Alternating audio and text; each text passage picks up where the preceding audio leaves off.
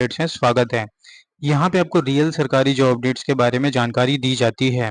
अगर आप मेरे चैनल में नए हैं तो प्लीज़ चैनल को सब्सक्राइब कीजिए, वीडियो को लाइक कीजिए, ज़्यादा से ज़्यादा शेयर कीजिए अपने दोस्तों में और बेल आइकन को दबाना ना भूलिए ताकि मैं कोई वीडियो डालूँ तुरंत आपके पास उसका नोटिफिकेशन आ जाए और ऐसे इंपॉर्टेंट अपडेट्स आपसे मिस ना हो। आज की जो वैकेंसी है वो EIL रिक्रूटमेंट है, जहाँ पे पोस्ट आपको ऑफिसर की मिल रही है।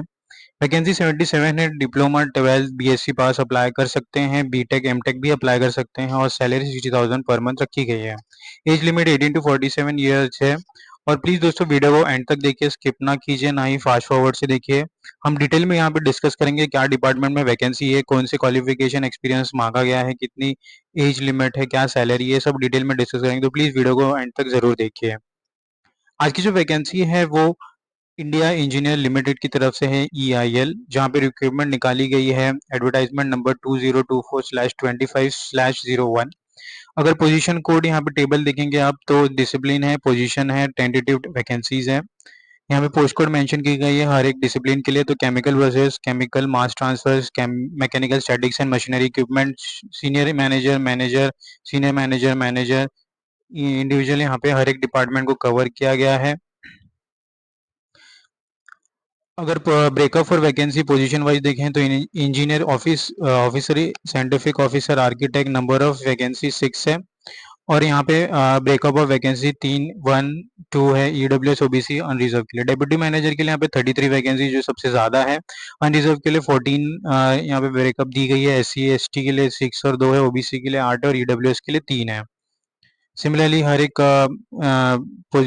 एक यहाँ पे पोजीशंस को मेंशन की गई है, तो आप इसे गो थ्रू कर सकते हैं अपने क्वालिफिकेशन के हिसाब से। अगर एलिजिबिलिटी, डिजायर, क्वालिफिकेशन, एक्सपीरियंस इस एप्लीकेबल की बात करूँ तो पोजीशन, अपर age limit, minimum education qualification, post relevant post qualification, experience यहाँ पे दिया गया है। तो सीनियर मैनेजर के लिए मैक्सिमम एज लिमिट यहाँ पे अपर है 40 ईयर्स। BTech BSc जिन्होंने भी इंजीनियरिंग केमिकल में किया 65 एग्रीगेट मार्क्स वो अप्लाई कर सकते हैं। और यहाँ पे 12 ईयर्स ऑफ एक्सपीरियंस मांगा है pre commissioning and commissioning of refining petrochemical chemical plant में। Similarly manager chemical mass transfer 36 यहाँ पे अपर एज लिमिट है। और BTech BSc engineering in chemical engineering with minimum 65% aggregate marks जिन्होंने भी किया है केमिकल इंजीनियरिंग वो अप्लाई कर सकते हैं। मिनिमम यहाँ पे 7 ईयर्स और 7 years of offshore process engineering जिनके पास एक्सपीरियंस है वो अप्लाई कर सकते हैं। और मिनिमम 11 ईयर्स है वो भी अप्लाई कर सकते हैं।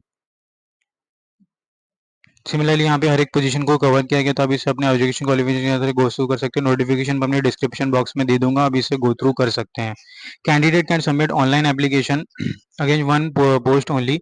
In case of a multiple application from a candidate, the latest one shall be considered as final and the older application shall be rejected without any notice. तो आपको एक ही एप्लीकेशन अप्लाई करना है, दो से ज्यादा आप अप्लाई नहीं कर सकते। कट ऑफ यहाँ पे एज लिमिट और क्वालिफिकेशन रिक्वायरमेंट की 31 जुलाई रखी गई है। CJPA जिनका भी मार्किंग सिस्टम है उनको ये कन्वर्ट करना है थ्रू दिस टेबल, तो आप इस टेबल को गो थ्रू करके अपना मार्क्स कन्वर्ट कर सकते हैं परसेंटेज में। फिर यहाँ पे पेमेंट पे स्केल की बात किया जाए तो यहाँ पे हर एक डेजिग्नेशन के लिए पे स्केल अलग अलग है, जहाँ पे ऑफिसर, इंजीनियर, साइंटिफिक, आर्किटेक्ट के लिए 60,000, 1,81,80,000 रखी गई है। और टोटल CTC 19 लाख है। Deputy manager, senior manager, deputy manager, general manager की बात करें तो यहाँ पे पे स्केल मेंशन की गई है। CTC on the lower scale of basics पे CTC कैलकुलेट होगा। Shall be include basic pay, SDA, HRA, other perks, allowance, encashment of on leave, retirement benefit as applicable, यहाँ पे सब मेंशन की गई है। एज रिलैक्सेशन, हाँ, कैटेगरी वाइज यहाँ पे दी गई है हर एक रिजर्व कैंडिडेट के लिए। प्लेस ऑफ पोस्टिंग की बात करें तो place of posting for construction discipline in all level shall be given shall be constructed at the office site and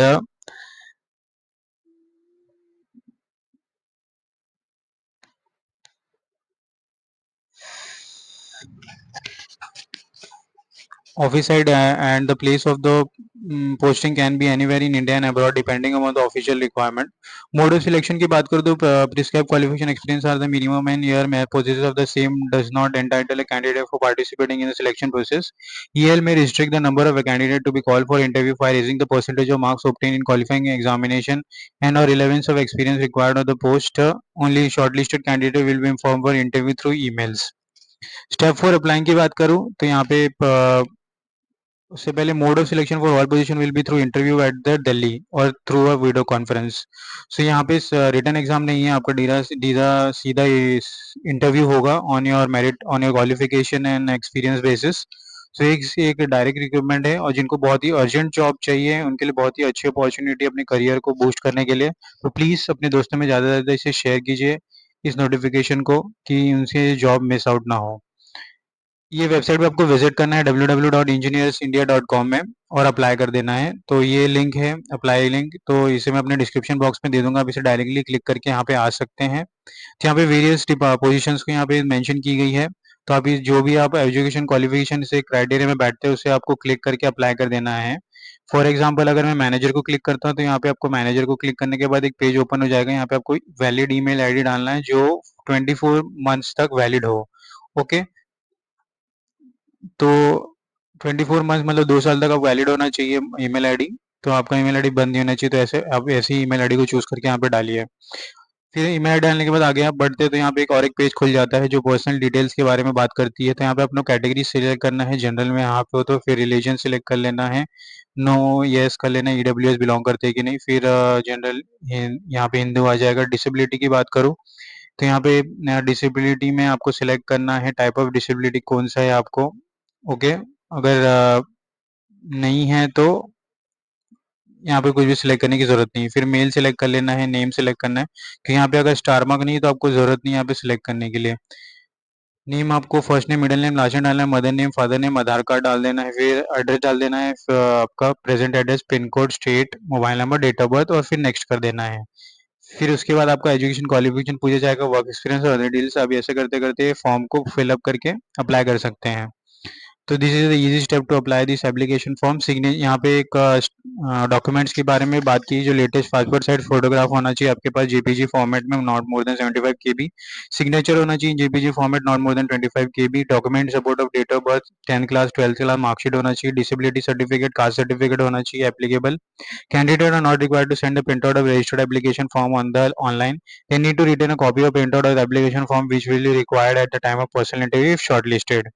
okay, तो ये जनरल इंस्ट्रक्शंस हैं कि जहाँ पे अब 4 सितंबर तक लास्ट डेट है इसे अप्लाई करने के लिए। तो प्लीज़ इससे पहले आप अप्लाई कीजिए, एंड के लिए मत रुकिए। गवर्नमेंट वेबसाइट है तो वेबसाइट हैंग भी हो सकता है, तो प्लीज़ एंड डेट के लिए मत रुकेगा। और कोई भी डाउट होगा तो प्लीज़ कमेंट बॉक्स में कमेंट कीजिए दोस्तों, मैं आपके डाउट को क्लियर करने की कोशिश करूंगा।